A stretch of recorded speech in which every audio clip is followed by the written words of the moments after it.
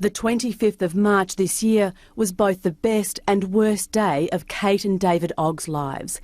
The day their eagerly awaited twins, Jamie and his baby sister Emily, were born. It had been 3 days of labour, and then all of a sudden they were there, and I was just waiting to be able to... I knew I wouldn't be able to hold them because they were so small. And the joy that we all held when they actually told us that it was a little boy. I wanted to throw cartwheels. But within minutes, the family's joy turned to sorrow when they learned baby Jamie was struggling to breathe. For 20 minutes, a team of doctors tried desperately to resuscitate him, but Jamie just didn't respond. He turned to look at me while his hands were still on the bed, and he said, "Have you chosen a name for your son?" And we said his name is going to be Jamie, and he turned around with him already wrapped up and said he'd lost him. I said, "Jamie didn't make it, we've lost him." And my mouth fell open. I was just devastated. That's probably the best way to describe it. It was quite a shock for both of us. It was the worst feeling I've ever felt. Overwhelmed with grief, Kate and David were given Jamie for a cuddle, to hold and say goodbye to the son they believed was dead.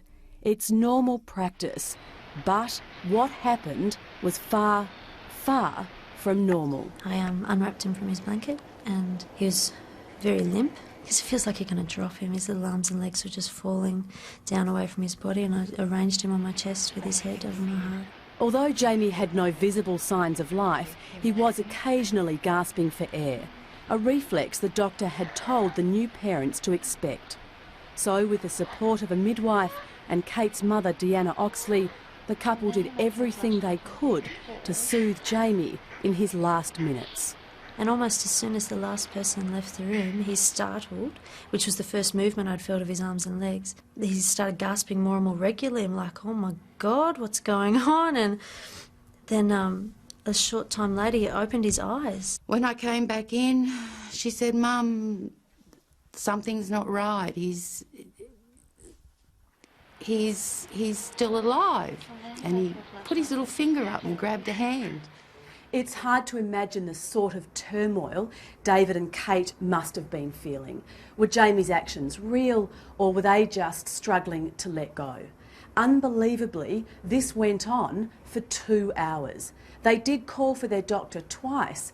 Both times he sent the midwife back, telling them Jamie's actions were just natural reflexes. There was no possible way he could still be alive. I remember looking at you at one stage going, "What if he lives?" And we were both giggling like kids, like, he might live. Like, we could be the luckiest people ever. This video, taken by a midwife, clearly shows Jamie's movements. But still, there were doubts. So in one last-ditch attempt, Kate gave baby Jamie some breast milk on her finger. To her amazement, he took it.